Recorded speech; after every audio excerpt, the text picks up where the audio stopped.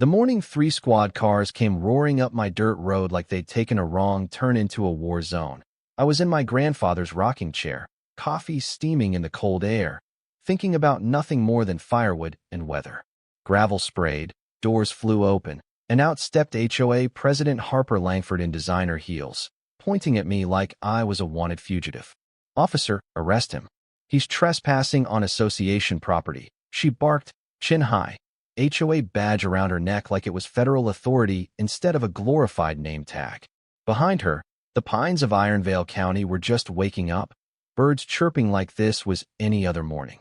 But I saw the look on Sheriff Cole Maddox's face, small-town sheriff, a man who'd eaten stew at my table more than once. He looked like he wanted to sink into the ground.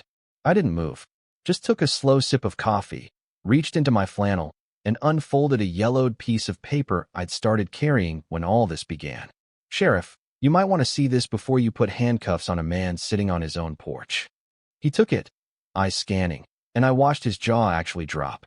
Original 1889 land grant. Every acre they were standing on. Signed and sealed. Mine. The subdivision Silver Ridge Estates, her $1 million house, the wooded lots, all carved out of my family's old homestead in Ironvale County. Harper's perfume couldn't cover the sudden sour smell of panic. She'd called the cops to throw me off my own land, and just discovered the ground under her HOA kingdom had my family name stamped into its bones. But to understand how we got there, I've got to rewind. My name's Owen Caldwell. Third-generation woodsman, 20 years on oil rigs in Alaska, saved every paycheck, while ice and salt carved lines into my face. When my dad died, I came home to what he left me, a log cabin my great-grandfather built in 1890. 40 acres, a cold, clear creek, old-growth trees, and a smell inside the cabin that's equal parts cedar, smoke, and history. While I was out fighting weather and steel, some developer in a blazer saw this valley and turned it into Silver Ridge Estates, a luxury mountain community where people pay close to $1 million to cosplay as outdoorsy while their SUVs sit in heated garages. Along with it came the Silver Ridge Homeowners Association, and at the top sat Harper Langford, mid-40s, ex-corporate lawyer from the city, white electric SUV, a smile that never touched her eyes, and a voice that could slide, "I'm an attorney," into any sentence like a knife. The first time she came up my hill, I was splitting rounds behind the cabin, axe biting into oak, when heels clicked on old boards. There she stood in a cream suit with a clipboard tucked like a weapon. "Mr. Caldwell, I'm Harper Langford, president of the Silver Ridge Homeowners Association. We need to talk about your noncompliance." I set the axe down, wiped sweat, told her as calmly as I could, "Ma'am, I'm not in your HOA." She laughed the kind of laugh that can freeze running water. "Oh, sweetheart, that's not how this works. Your little cabin is right in the middle of our community. That makes you subject to our covenants." She handed me a certified letter like it was a death warrant, $25,000 in required improvements, new siding, HOA-approved paint, professional landscaping, 30 days or $500 a day in fines. I pulled out my grandfather's survey map, county stamps older than any of their asphalt, told her this property existed 130 years before her gates. She barely glanced. "That old paperwork is irrelevant in a modern legal environment. You'll comply, or we'll make sure you do." Then she turned and walked away like the verdict had already been signed. That night, I sat on the porch with a jar of my grandfather's moonshine and my old bloodhound Sergeant Gus snoring at my boots, looking down at the neat rows of HOA houses glowing in the valley, and I realized something simple and cold. This wasn't a misunderstanding. This was a woman who decided my land was in her way. 3 days later, she escalated. County code enforcement trucks rolled into my clearing like a convoy. 3 inspectors, clipboards ready, clearly uncomfortable. Behind them, Harper sat in her spotless SUV, sunglasses on, supervising. "Mr. Caldwell, we've received multiple complaints about possible violations," the lead inspector said. I could have made enemies. Instead, I poured them coffee, offered jerky, and let them crawl through every inch of the cabin. While they checked beams and wiring, I laid out my research from the courthouse. Non-conforming legal use, structures predating zoning, grandfather clauses. Turned out everything Harper was citing simply didn't apply to a cabin built before the rules existed. 2 hours later, they shook my hand. Honestly, Your place is in better shape than most new builds, one said. Through the window, I watched him deliver that to Harper. Her jaw went tight enough to cut glass. Her tactics got pettier and sharper. She had the HOA commission a new survey that magically swallowed my access road into common area. Parked her SUV across my driveway under the excuse of checking boundaries. Filed noise complaints about my morning wood splitting. Precisely at 7:01 a.m. called the local paper, painted me as a stubborn cabin dweller dragging down property values. Some new Silver Ridge residents bought it. They'd invested their savings and didn't want anything rocking the boat. But the old Mountain families knew better. Eli Martin from the hardware store. Nurse Rachel Dorsey with the vegetable garden the HOA hated. Folks whose grandparents remembered mine. They started dropping by with casseroles and stories of their own HOA harassment. Meanwhile, Sergeant Gus turned himself into a furry act of resistance, somehow always finding Harper's SUV and anointing her spotless tires like it was his personal civic duty. The real pivot point came when Harper packed an emergency meeting at the clubhouse, brought in County Commissioner Blake Harlan and Fire Marshal Luis Ortega, and tried to get my cabin condemned as a public hazard. She projected photos, circled imaginary defects, rattled off 17 safety violations. I walked to the mic with 3 manila folders, structural engineer's report, fire inspection, zoning documentation. Fire Marshal Ortega even complimented my metal roof and cleared trees. Commissioner Harlan told her flat out, on record, "We don't condemn private homes just to improve someone else's view." That's when her mask dropped. "This isn't just safety, it's character and values," she snapped. "That cabin is an eyesore. He should either meet our standards or sell to someone who will." The room went quiet. People finally saw it. This wasn't about codes, it was a land grab. I knew I needed more than defense. I needed leverage. That's when I visited Eugene Gene McAllister, a retired surveyor in town. His office smelled like old leather and pipe smoke, maps layered on maps. "Your granddad hired me in '72, he said, pulling dusty folders. "But your story goes further back." He unrolled a territorial survey from 1889 and traced the original Caldwell homestead lines. It wasn't 40 acres. It was closer to 400. And as we followed deed after deed forward, one clause kept repeating: mineral rights, water rights, subsurface rights retained by the Caldwell family.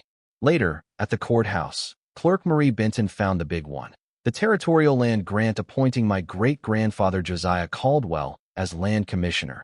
12,000 acres of what is now Iron Vale County granted to him, then sold off over decades, always with those subsurface rights carved out and kept. On paper, my family still owned the water and minerals under half of Silver Ridge estates, and then some. I walked out with that knowledge sitting on my chest like a boulder. I could weaponize it. Shut off water. Tie titles up in court. Detonate property values. Punish Harper by nuking everyone around her. But that's not how my father raised me. He used to say, "Power's just a tool, son. What you build with it is who you are." So instead of calling some shark lawyer, I called people who could turn that buried power into something big enough for everyone. Attorney Lila Monroe, expert in community land trusts; Dr. Jonah Reyes, conservation biologist; banker Henry Carver, who'd financed homes in this valley for 40 years. We crowded around my table under a low lamp, documents spread everywhere, Sergeant Gus snoring at our feet. We talked about a model where the land goes into a trust owned by the community, where people keep their homes, but the ground beneath is protected from speculation and HOA tyranny. A trust that uses my subsurface rights as its backbone, locks in conservation over thousands of acres, and gives every resident, not just a power-drunk president, an equal vote. We called it the Iron Vale Valley Land and Conservation Trust. While we built that, Harper spun out.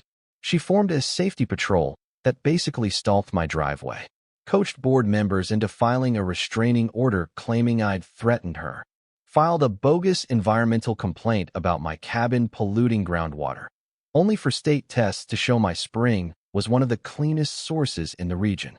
She hired Summit Gate Property Management and their slick rep Clive Radley, who mailed me a packet demanding $70,000+ in fake back dues and fines. They started slamming other residents too, charging for garden beds, kids' toys, anything that didn't fit a brochure. What Harper didn't realize was that each escalation lost her another chunk of credibility. Her own board started whispering. Residents who'd once backed her began to ask, is this really about community or about control? Meanwhile, the FBI's Public Corruption Unit took an interest in her attempt to buy off Commissioner Harlan. They dug into Summitgate and found racketeering investigations in other states. By the time she called that final crisis meeting, thinking she was about to end me publicly, the stage was already set for her. That night, the Ironvale Community Center felt like the whole county had squeezed inside. Cameras on tripods, folding chairs in rows, tension heavy as a storm cloud. I walked in with one simple folder and my best flannel. Sheriff Maddox nodded from the back. Two people I didn't know at the time, FBI agents, stood near him, watching. Harper went first, of course.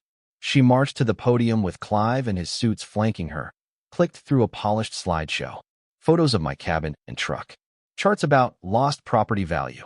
A dramatized timeline of my supposed escalating hostility. Then she dropped the hammer she thought she had. I formally request this county condemn Mr. Caldwell's dangerous structure and authorize the association, with Summitgate's assistance, to recover all back dues, fines, and legal costs. There was polite applause from her loyalists. A lot of folded arms from everyone else. Then Commissioner Harlan turned to me. Mr. Caldwell, you requested time to respond. I walked up slow, laid that original land grant on the podium so the overhead camera could catch the seal. We've heard a lot tonight about authority, I said, voice steady. So let's start with whose land we're actually talking about. I explained it plain. Josiah Caldwell's grant of all Ironvale County back in the territorial days. How pieces were sold but subsurface rights were retained. How every deed in Silver Ridge Estates still carried that buried clause. How the water under their pools and pipes legally flowed through my family's hands on paper. Gasps. Murmurs. Harper sprang up, sputtering. That's impossible, I researched. You researched surface law, I said. You never looked under your own feet. I told them what I could do if I chose revenge, cut off water, tank values, sue everyone, and then told them what I actually wanted, to put that power into the Ironvale Valley Land and Conservation Trust, where the land would be owned together, conservation would be permanent, and no HOA president could ever again weaponize rules against their neighbors. I waved attorney Lila Monroe, Dr. Jonah Reyes, and banker Henry Carver to stand. We walked through the basics. Homes stay with families. Land goes into the trust. Democratically governed council replaces the HOA. 8,000 acres protected forever. Federal funds for trails and an education center. Stable leases instead of sky-high HOA dues. People started nodding, then clapping, then standing. And that's when Agent Dana Kershaw stepped forward, badge glinting. Ms. Langford, she said into the same mic Harper had used to condemn me. You're under arrest for attempted bribery of a public official and participation in a racketeering scheme tied to Summitgate Property Management. The room went dead quiet as the agents cuffed Harper, read her rights, and walked her past the neighbors she'd spent years fining and threatening. Clive Radley tried to quietly slide toward the exit, only to meet another agent waiting for him. In the months that followed, things changed in ways I'm not sure any of us could have predicted. The Silver Ridge HOA dissolved. Summitgate folded under federal heat. The Ironvale Valley Land and Conservation Trust was formed and, at a valley-wide picnic under clear mountain sky, residents voted overwhelmingly to join, trading fear of their own board for shared ownership and actual voice.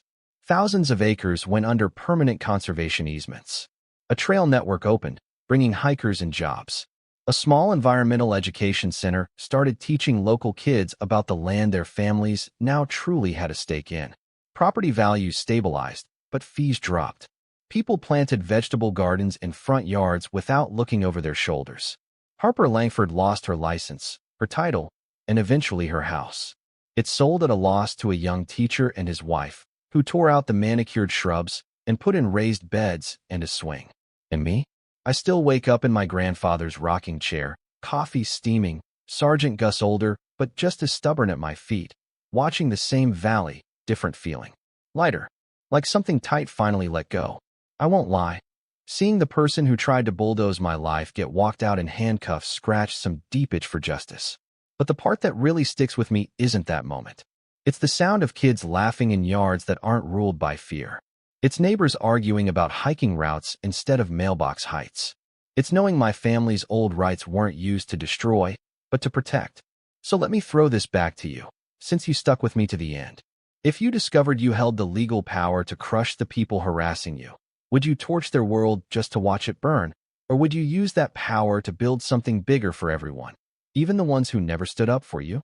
And if your HOA president called 911 on you, on your own land, like Harper did to me, what would you have done?